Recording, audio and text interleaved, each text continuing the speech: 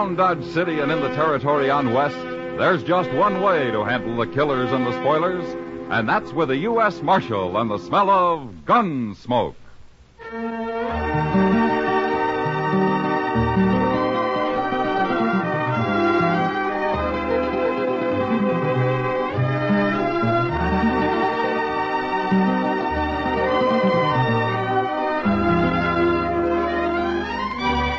Gunsmoke, starring William Conrad. The story of the violence that moved west with young America. The story of a man who moved with it. Matt Dillon, United States Marshal.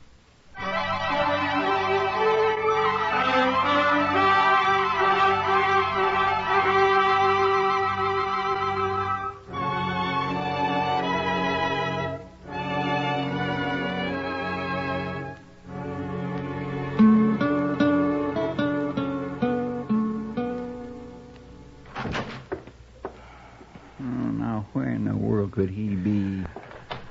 Don't shoot, Mr. Dillon. It's Chester. What? Oh, you darn fool. Oh, I'm sorry, sir. I didn't see you laying there. You're slamming doors. You always do that? Who'd you think it was? Is there somebody after you? There could be, Chester. A lot of people. Yo, what do you got there? A telegram. I happened to be passing by the depot and they gave it to me. Here. Oh, you read it. I haven't got my eyes on it. All right.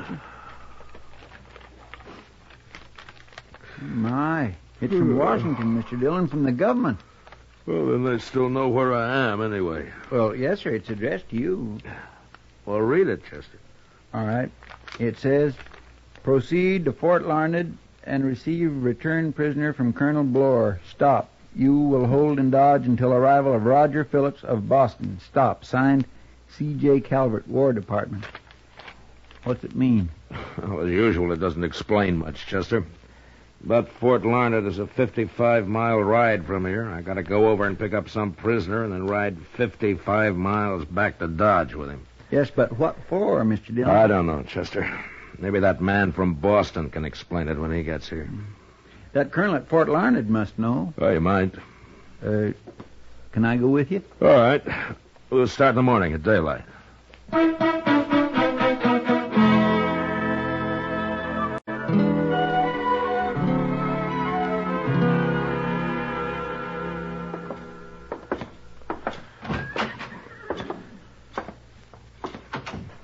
Have a chair, Marshal. Oh, thank you. Our quarters aren't luxurious here, but we'll find a place of some sort for you tonight. Oh, there are two of us, Colonel. Oh, fine. And when will you want to start back to Dodge? Tomorrow, if the prisoner's ready. Prisoner? Now, don't tell me they got everything mixed up again. I came here to pick up a returned prisoner, whatever that is. And that's the only description you had? That's all. I'm to hold him in Dodge till somebody from Boston comes after him. I'd better explain, Marshal. The prisoner was a captive of the Cheyennes and returned to us several weeks ago. Oh, I see. Well, can't you keep him here at Fort Larned or just send him home? It's a woman, Marshal. What? Mrs. Phillips. And the man who's coming out from Boston for her is her husband. It'll take him several weeks, so it was thought best that Mrs. Phillips should be in Dodge. I never heard of sending a woman to Dodge for her to be better off. But I'll take her there, and that's what they want. Where'd you find her, anyway? Well, perhaps I should tell you the whole story. Mrs. Phillips was captured while traveling to join her husband in Denver 10 years ago. 10 years? That's a long time for a woman to live with Indians. Yes, it is. Her stage was attacked by the Cheyennes, and everyone but her was killed. Yeah. Well, how'd you get hold of her? She won't talk much, Marshal, but evidently she managed to escape. You see, we were chasing a band of Cheyennes led by Chief Blackhorn a few weeks back, and we ran into Mrs. Phillips and a girl out on the prairie. A girl? A Cheyenne, not a white girl. Well, that's strange. But anyway, what are you going to do with the girl, Colonel? It's all been decided in Washington. She's to go onto a reservation. Oh, well, good. Then I don't have to worry about her.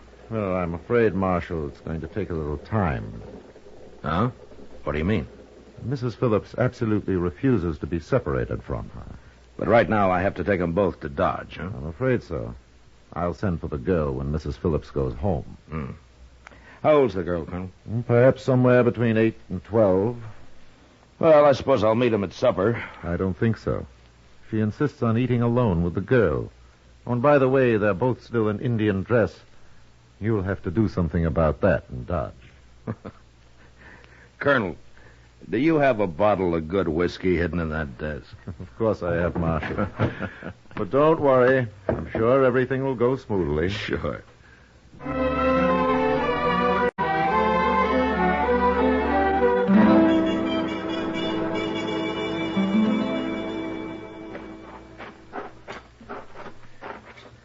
I'll ask the colonel if he can spare a wagon, Chester. Well, it's going to be an awful slow trip in a wagon. Well, it can't be helped. At least we're getting an early start. Yes, sir. Hey, by golly, there's the colonel. Soldiers always get up early, Chester. That would keep me out of the Army all by itself. Good morning, Colonel. Good morning, Marshal. Chester. Good morning, sir. Mrs. Phillips is waiting inside, Marshal. Shall we go in? Oh, well, you better stay here, Chester. Yes, sir.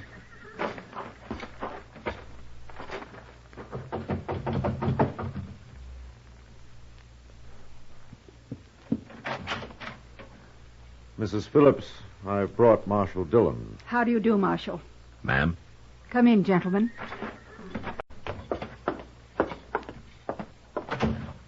This is Gray Fawn. You may call her Fawn if you prefer. No. Does she speak English, ma'am? A little, but you mustn't expect her to talk. She's a little too frightened of white men. I've come to take you to Dodge, Miss Phillips. I know. It's very kind of you. We're ready. Good. I forgot to ask you, Colonel, if I could borrow a wagon. Why, certainly, Marshal. And I'll send a soldier along to drive it. That won't be necessary, gentlemen.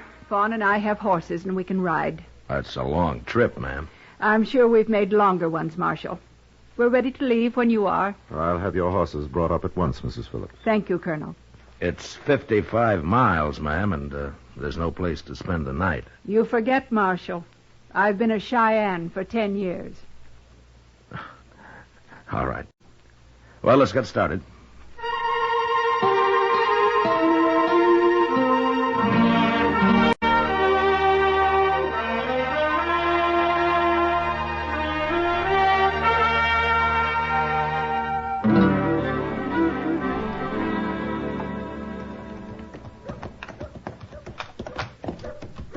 I swear, Miss Phillips, I don't think you and Fawn are half as tired as I am. Chief Blackhorn insisted the women ride almost as much as the men, Chester.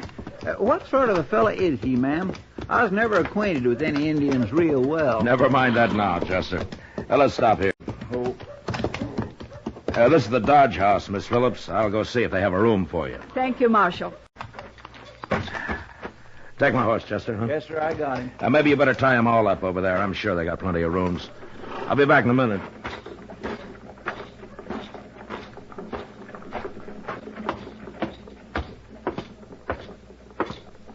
Good evening, Hank. Hello, Marshal. Where you been? I got a couple of women outside, Hank. They'll want a room here for maybe, 2 weeks. And so? Sure, Marshal, sure.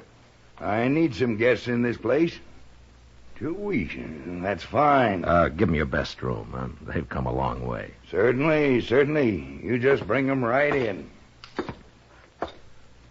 Chester. Yes, sir? It's okay. Come on in. Where are they from, Marshal? Well, it's a long story, Hank. And, don't ask them. Okay. Well, I'll be. Is this them? This is Hank Reisling, Miss Phillips. Mrs. Phillips? I'll get you some different clothes tomorrow, ma'am. That's all right, Marshal. You really a white woman? Yeah, of course she is. What about the girl? The girl's Cheyenne, but she's staying with Miss Phillips. No, not here she ain't. Now listen to me, Hank.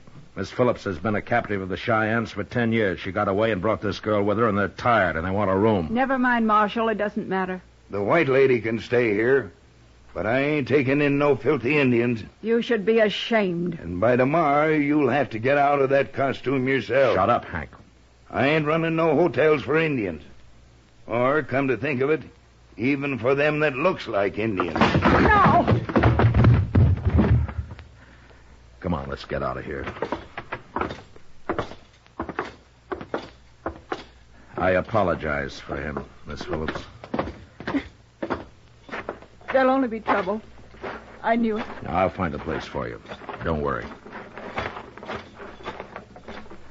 Chester, go over there and get Kitty, huh? Tell her I want to see her right away. Yes, sir.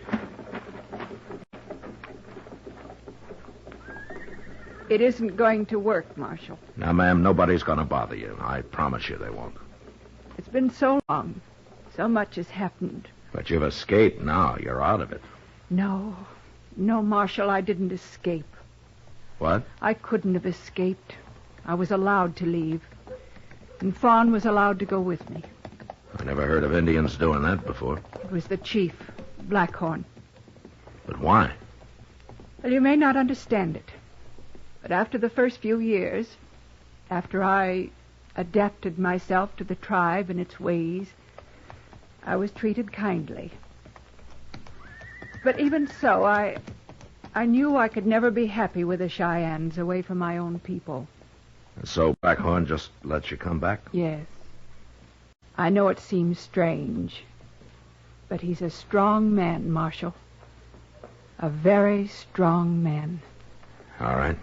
But what about Fawn here? He must have known she'd end up on a reservation. No, never. Hello, Matt. Oh, Kitty, this is Miss Phillips. I know. Chester told me. I'm glad to meet you, Mrs. Phillips. Thank you, Kitty. I got a room for you and the girl. It's out back of the Texas Trail. Belongs to a friend of mine. She'll move in with me while you need it. Well, that's very kind of you. And her. Well, I was never caught by the Indians, but I know what it's like to be a stranger in town. Come on, I'll show it to you, and then we can get something to eat. I hope I can repay you. Nonsense. Take the horses, will you, Chester? Yes, sir. Shall we go, Mrs. Phillips? Excuse me, Kitty. I want to say something to the marshal first. Sure. Here, Fawn, you take my hand. We'll walk on ahead. What is it, ma'am? A moment ago, you asked about Fawn. You said she'd go to a reservation. Well, that's what the colonel said. Fawn will stay with me. Always. Well, I guess you're pretty fond of her. Yes, I am. You see, Marshal, Fawn is my daughter.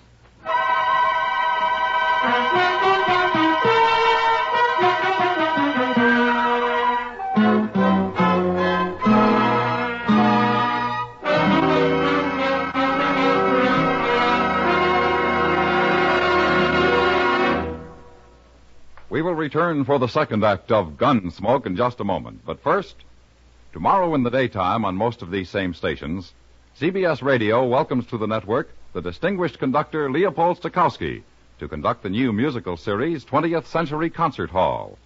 Mr. Stokowski conducts the CBS Radio Chamber Orchestra in the radio premiere of Nikolai Berezovsky's Adagio from the Sextet Concerto. This is a radio premiere in tribute to the composer who was with CBS Radio's orchestra for 22 years until his death last month. 20th Century Concert Hall starts tomorrow. Now the second act of Gunsmoke.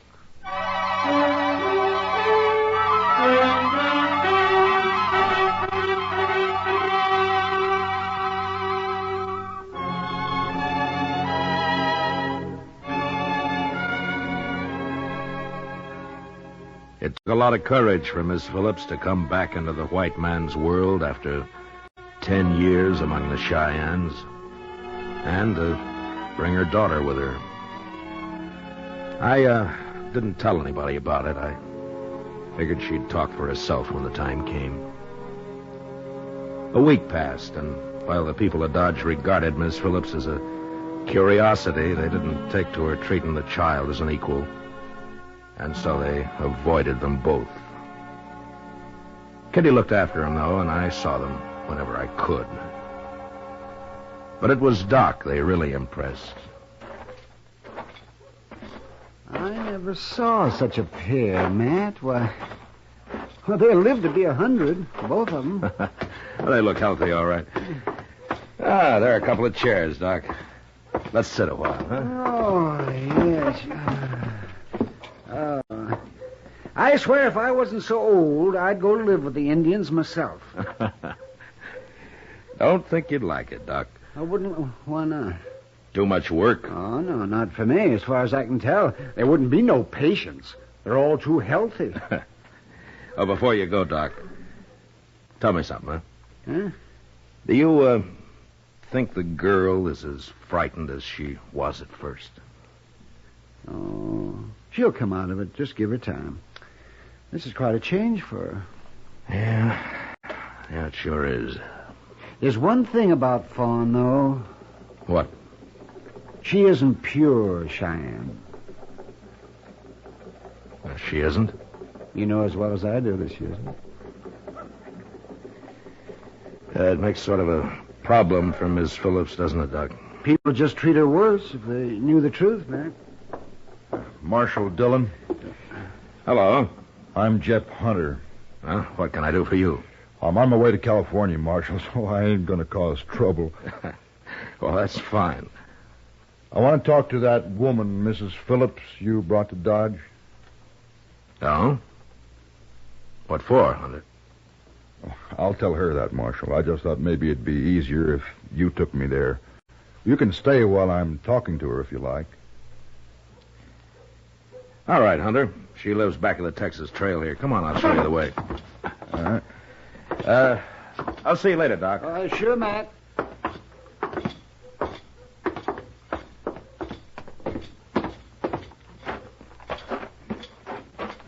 You live around here? Oh, I've been ranching, Marshal. It's too cold winters. I'm going to California. No? Yeah. Family? No, I'm alone. No. Ah, here we are.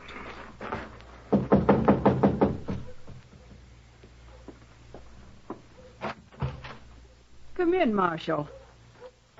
Oh, both of you. Well, thank you.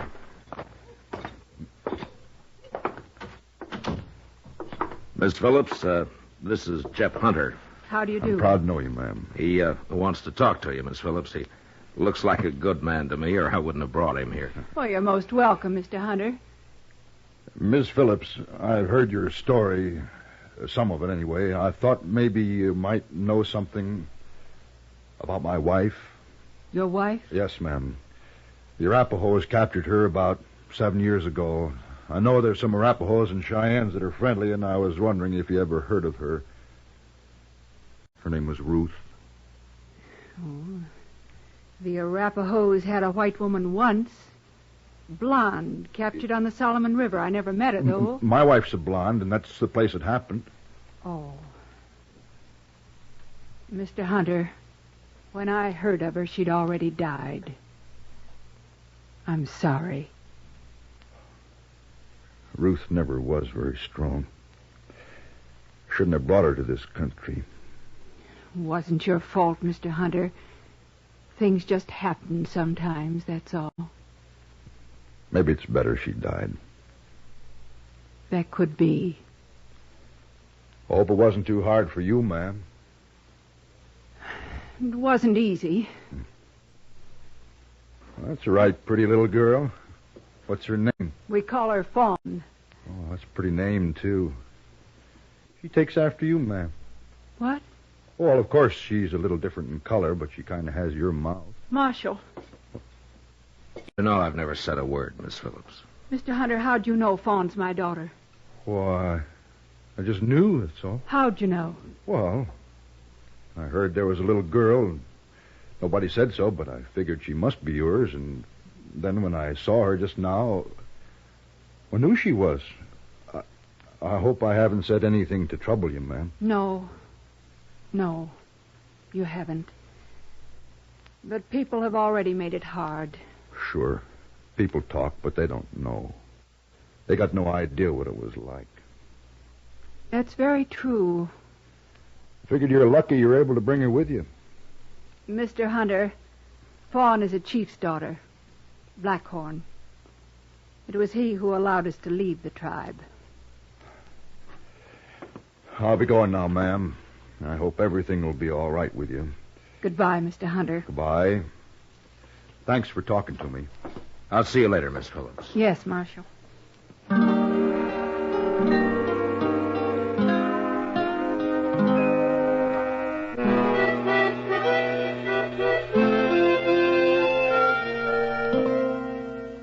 Jeb Hunter didn't leave Dodge right away. Kitty told me that he ran into Miss Phillips on the street the next day, and they had another conversation. Later, I heard he took her and the girl fishing. I figured he was good company for him, and no harm could come of it. I was busy, and I sort of forgot about him for a few days, when one morning a man walked into the office. Marshal Dillon? I'm Phillips. Roger Phillips. I've come for my wife. Well, when did you get into Dodge? Oh, I came in the Santa Fe last night. Last night? I thought it wisest to wait till morning. Oh. Well, it's your business, Phillips. Chester. Go tell Miss Phillips her husband's here. I'll bring him over in a few minutes. Yes, sir. I'll go tell her, Mr. Dillon.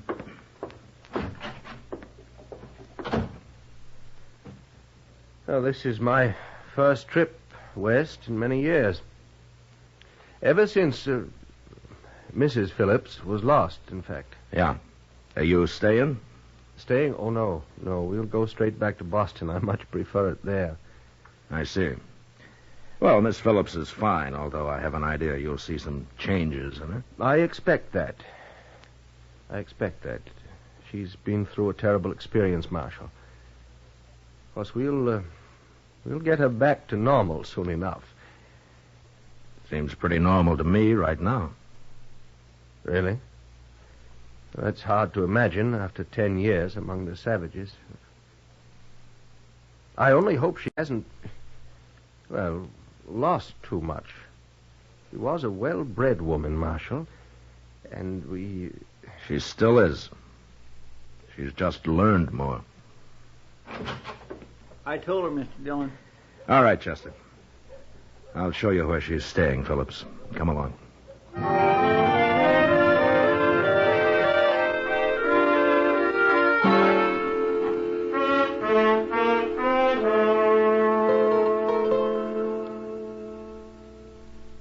I sure didn't think much of him, did you, Mr. Dillon? Not much, Chester. Awful uppity. Seems a shame. A fine woman like that. Well, maybe she can handle him. If he's worth handling. It's not our problem, Chester. Well, no, sir, I guess not. Marshal, I want to talk to you. Good morning, Miss Phillips. Good morning, Marshal. Now, Marshal, you listen to me. Yeah? What is it? Well, I've just learned the full truth. I understand you've known about it all along. I hope you'll forgive me, Marshal. I told him you knew. There's nothing wrong with that, ma'am. The whole thing is wrong. A girl will go to a reservation where she belongs. This was arranged in Washington. No, Marshal. Roger. Never, never. Now, wait a minute, ma'am. Look, Phillips, the colonel at Fort Larned told me the arrangements, but he didn't know the facts, and neither did the people in Washington. Things are a little different now, don't you think? Well, you can hardly expect me to take that girl back to Boston. It's up to you, I guess. Well, then go over there and get her, Marshal. And hold her here in jail until we leave Dodge, and then you can do what you like with her after that. Roger. You must be a pretty big man in Boston, Of Phillips. course I am. But this is Dodge City. Nobody ever heard of you here. Now, why don't you calm down and decide what you're going to do? I know what I'm going to do. I won't leave her, Roger. I won't have her around, here or anywhere else. Then I'm sorry. What do you mean you're sorry? Go back to Boston. I'll stay here. Do you know what you're saying? Yes, I do. I'll divorce you. You'll never get a penny. I don't want your money. I wouldn't have it. Very well, then. Stay. No longer anything but a squaw anyway.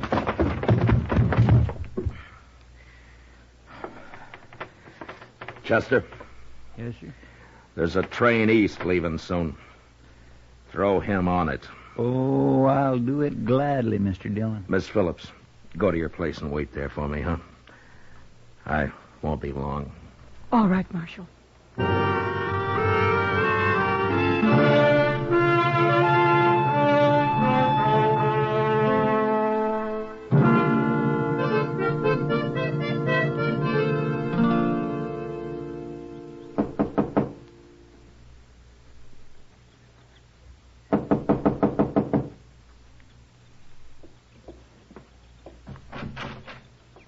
Come in, Marshal. Why, Mr. Hunter. Marshal told me to come along, ma'am. I hope it's all right. Come in. Thank you,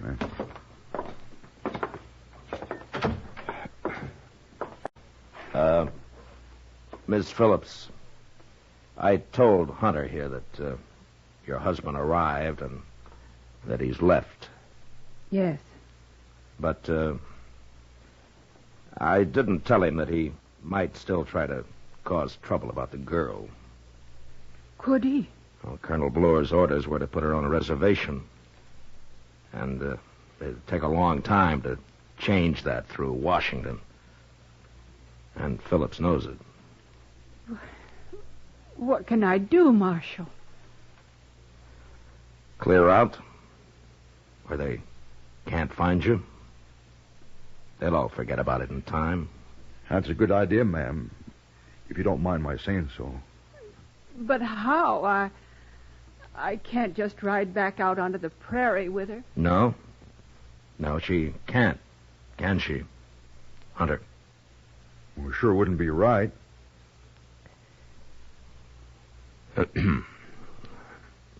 Well? Ma'am? Yes. I'm headed for California, like I told you. I can leave any time. I got plenty of room for 2 more, like you and your pretty little girl. Do you really want us? Well, I'll tell you.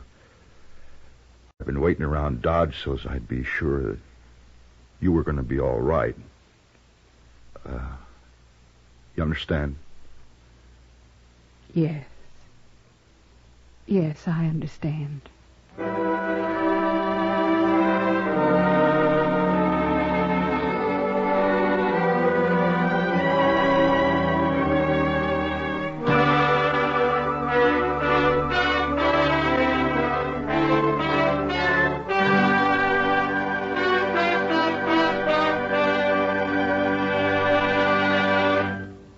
Gunsmoke, under the direction of Norman Macdonnell, stars William Conrad as Matt Dillon, U.S. Marshal. Tonight's story was especially written for Gunsmoke by John Meston, with music composed and conducted by Rex Corey. Featured in the cast were Helen Cleve, John Daner, Edgar Barrier, Lawrence Dobkin, and Leo Curley. Parley Bear is Chester, Howard McNear is Doc, and Georgia Ellis is Kitty. And now an announcement of interest to many of our listeners. The theme for Gunsmoke is an original melody by our musical director, Rex Corey. It is called Old Trail and is available at your local music store, both in sheet music form and as a commercial record. Beginning next week, Gunsmoke will be heard at a new time over most of these same CBS radio stations. Remember, Gunsmoke at a new time beginning next week, so check your local newspaper for the time. Be sure to join us again next week as Matt Dillon, U.S. Marshal, fights to bring law and order out of the wild violence of the West in Gunsmoke.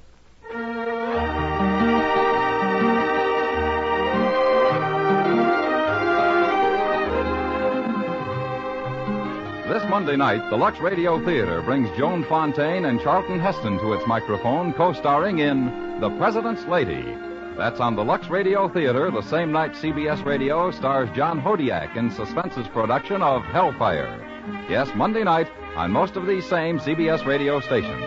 George Walsh speaking. America now listens to 110 million radio sets and listens most to the CBS radio network.